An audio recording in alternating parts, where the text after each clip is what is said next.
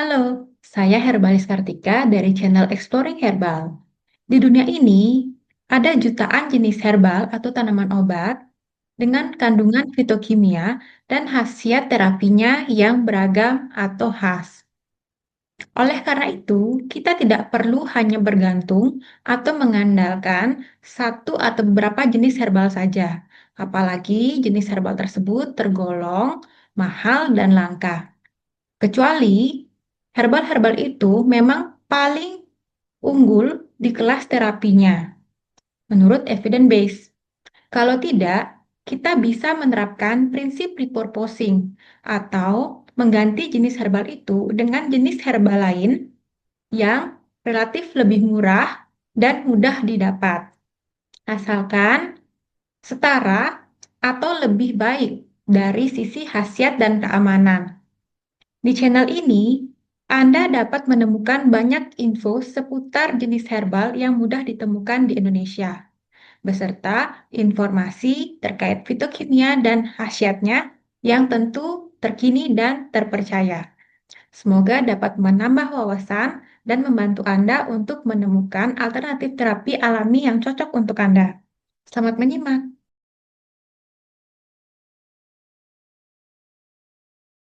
Pernah dengar soal satu akar tanaman yang dari zaman dulu sampai sekarang selalu bikin para ilmuwan kagum? Nah, hari ini kita bakal bongkar rahasia di balik ginseng. Kita akan lihat gimana sains modern akhirnya bisa membuktikan legenda kuno tentang kekuatan antiinflamasinya yang luar biasa. Yuk, langsung aja kita mulai. Coba deh Anda pikirin, penyakit jantung, diabetes, radang sendi, kok kayaknya banyak banget ya penyakit modern yang seolah-olah beda.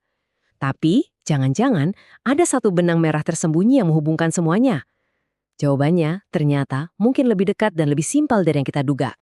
Dan jawabannya adalah peradangan kronis. Ya, inilah biang keladi tersembunyi di balik banyak banget masalah kesehatan kita. Ini bukan peradangan biasa ya, kayak pas kaki keseleo terus bengkak, bukan. Bayangin ini seperti ada api kecil yang nyala terus-terusan di dalam tubuh kita.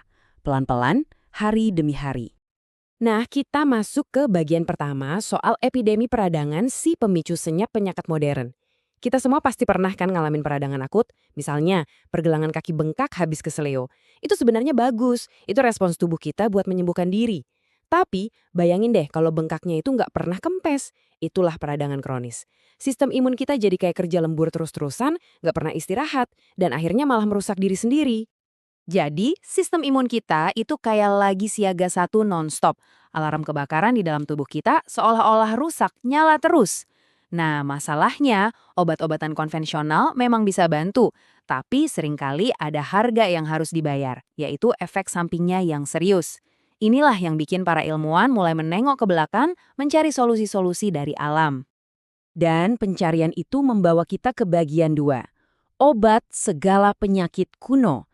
Kita bakal menemukan kembali sebuah obat legendaris. Ya, sebuah tanaman herbal yang saking hebatnya, sampai-sampai selama ribuan tahun dijuluki sebagai Raja para Herbal. Dan inilah dia Panax ginseng.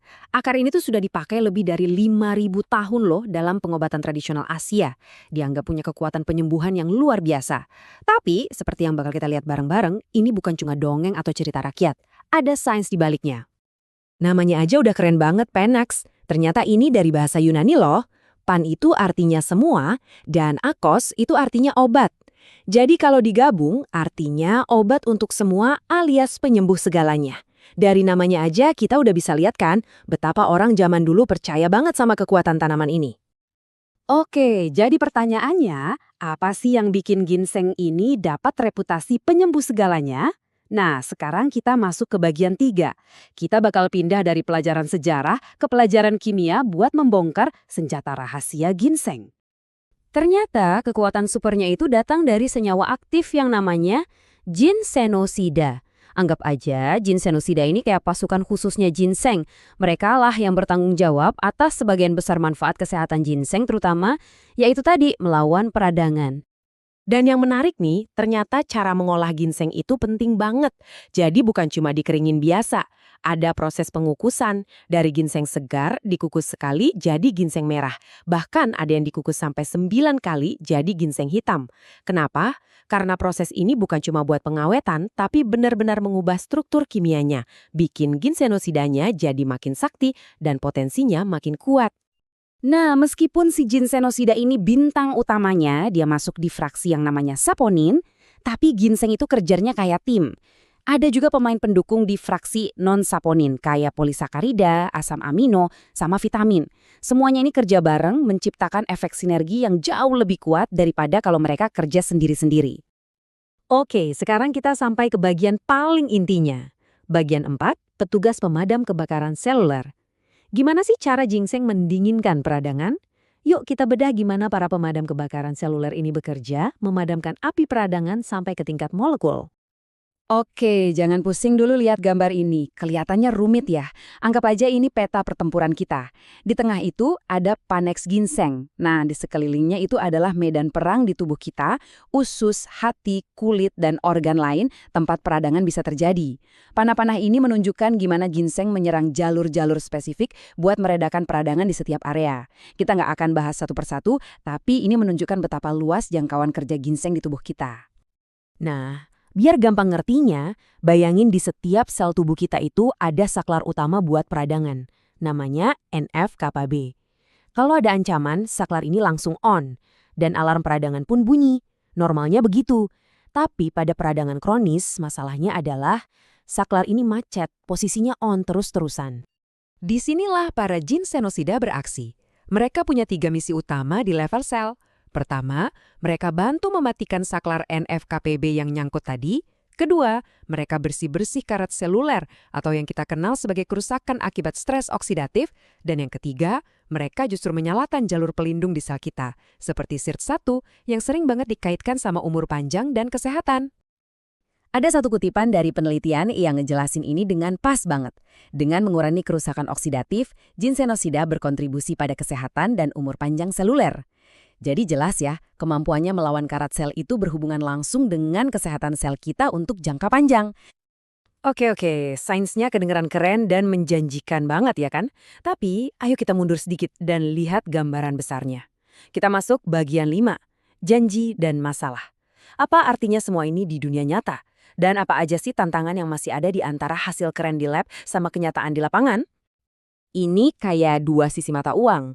Di satu sisi, janjinya luar biasa. Studi-studi di lab menunjukkan potensi ginseng buat melawan banyak banget penyakit, dari radang usus, hepatitis, sampai radang sendi. Tapi, di sisi lain, ada masalah atau tantangan yang nyata. Kita masih butuh lebih banyak uji klinis ke manusia, ekstrak ginseng juga belum ada standarnya, jadi kualitasnya bisa beda-beda. Dan yang terakhir, tubuh kita ternyata agak susah menyerapnya. Jadi, disinilah kita sekarang. Ada jurang pemisah antara 5.000 tahun lebih pemakaian tradisional dengan standar validasi klinis modern yang ketat. Tapi justru karena sejarahnya yang panjang dan meyakinkan inilah, para ilmuwan jadi makin semangat buat menjembatani jurang itu. Dan semua ini membawa kita ke satu pertanyaan terakhir yang bikin mikir. Setelah kita lihat gimana kebijaksanaan kuno bisa bertemu dengan sains modern di dalam sepotong akar ginseng, kita jadi bertanya-tanya, mungkinkah masa depan dunia pengobatan justru bisa kita temukan di masa lalunya? Sebuah pemikiran yang menarik untuk kita renungkan.